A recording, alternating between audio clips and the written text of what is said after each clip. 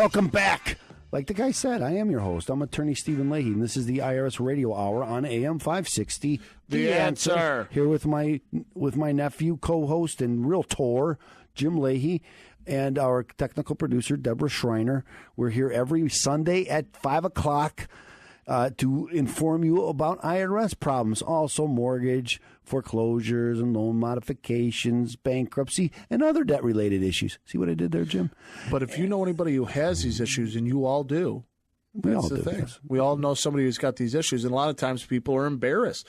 We talked about this on a show. I was watching a previous show that you had with my father when you first started. You guys talked about this, how people are just embarrassed to kind of step forward, and and you shouldn't be. We can talk about that. That makes sense because I got a couple calls this week about people who are embarrassed and they're afraid to. What do I have to do? It takes a lot. It takes. I mean, time. I get the embarrassment. No, I get it. I get it. But you still have to address it, whether you're embarrassed about it or not. Don't be embarrassed with me because I've heard it all. Okay, so to me, it's just a legal problem, and I'm happy to help solve that legal problem. It's the blog segment. The blog. The blog.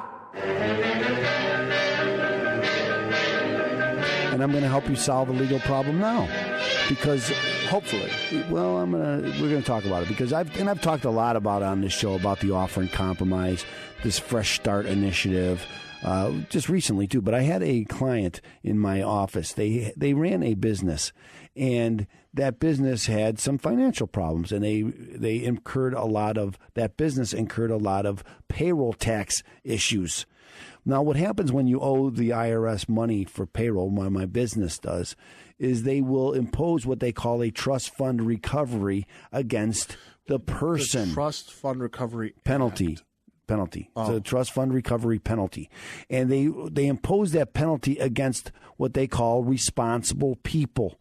So it could be the owner, it could be an accountant, it could be just the bookkeeper of the business, it could be all of them, right? They want to throw a wide net. The trust fund portion of the payroll taxes is that portion that was subtracted from the employee's paycheck. So the employee's contributions to Medicare, to Social Security, to their federal income taxes. Okay, so the employer deducts that from their paycheck, and then so they don't give the employee that money, and then holds that money in trust for the government, for the federal government.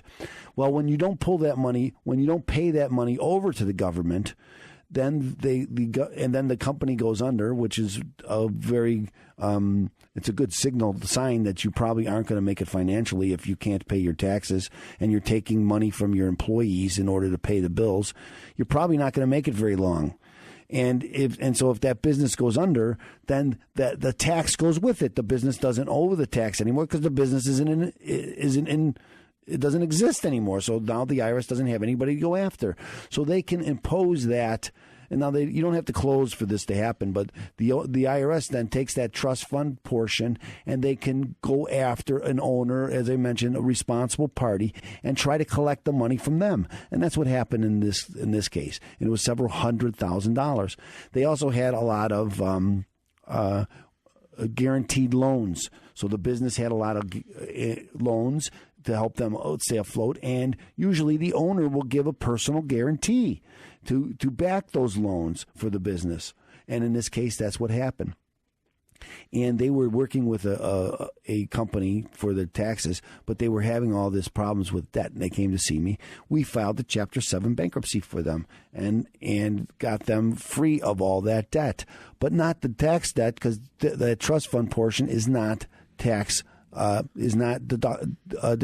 in bankruptcy. That trust fund portion is never going to be dischargeable in bankruptcy. So now they come out of bankruptcy, they're free of all that other debt, but they still have this several $100,000 in taxes that they owe and that the IRS will start collecting on. And they've been getting a lot of mail from people about pay pennies on the dollar, what they call the Offer and Compromise. And this is the easy thing to sell, right? Who wants, if I owe the IRS money and someone asks you, would you like to pay pennies on a dollar? Yes. Well, my hand's up. Yeah. I want to pay pennies on a dollar. What line do I have to stand in for that? What line? How do I have to sign where? How do I make that happen, right? So I want to pay pennies on the dollar. And so, he seems like the perfect, candidate for this, because now he's on a fixed income. He just comes out of bankruptcy. He owes money he can't pay, and so it seems like, because remember now the whenever you're talking about the offer and compromise, the leading thing is doubt the collectability. Are you going to be? The IRS looks at you and say, "Are we going to be able to get the money from you?" And if they doubt the collectability, then they can do an offer and compromise. But what people don't realize is you don't go to the IRS and say, hey, will you take 10 cents on a dollar? Will you take 11 cents on a dollar? How about 15 cents on a dollar? That's not the way it works. There's a calculation involved. And they're looking, what they'll do is they'll look at your assets. So I asked this client, what kind of, we don't really have any assets at all. So that's why we're going to do this offer. We think we don't really have any asset. But then I sat down and talked to them, and I found out, well, they got about $100,000 in equity in their home.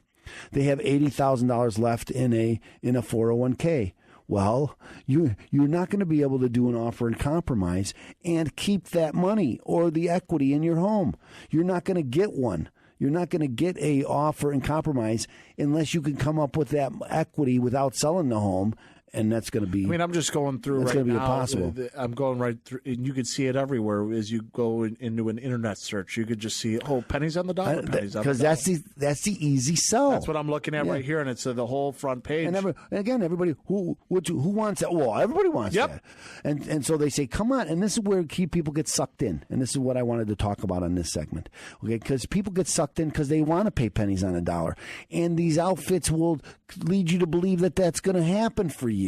They don't know if it's going to happen for you because they don't know, and they don't sit down and talk to you like I talk to these people. I sat down and talked to them and asked them questions and determined that this isn't the way for you to go. And the thing is that they're in a currently not collectible status now. So why hire me to try to do an offer for you when I know it's not going to work for you? And that's what these outfits do. They sucker these people in. They promise them something that they probably aren't going to get. Now, don't get me wrong. Some of them are going to get an offer, and there's offers out there, and people get them.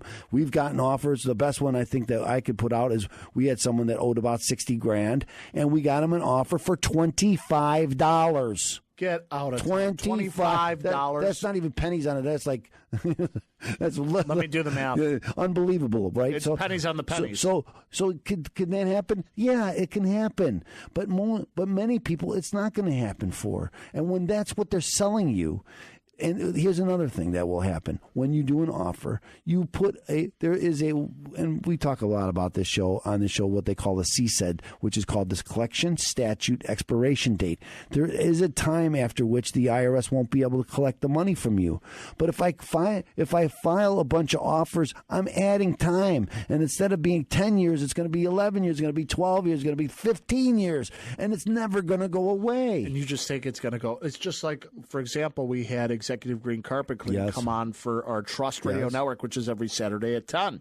And they talked about how they have mold that has been growing on one of their clients, and it just is on the ceiling, and it's spread. Well, it's kind of like these cascades. It's because they waited too long. You wait too long, and all of a sudden the problem becomes worse and worse and worse. That's right. But again, don't be suckered into these promises. Now, again, it could work for you, but if they're not asking you the right questions, that's why I never sell somebody an offer. If they say if I have people come to see me and they say I want an offer and that's what I want you to do for me, I won't take the case because probably an offer is not the right thing for you to do, and I won't know until I do an investigation. And I'm not going to do an investigation and find out it's not right for you, and then you say, well, you told me you were going to give me an offer, and now you're not going to give me an offer because it's not going to work for you. So I won't take that case. Okay, so when you're looking to solve your IRS problem, you have to do a thorough investigation of not only where you are today, but also your background and all of that. It's kind of like my that's why you have to call. It's kind of like my tagline. Let's start thinking about tomorrow. Yes. Well, you got to do it when it comes to the IRS.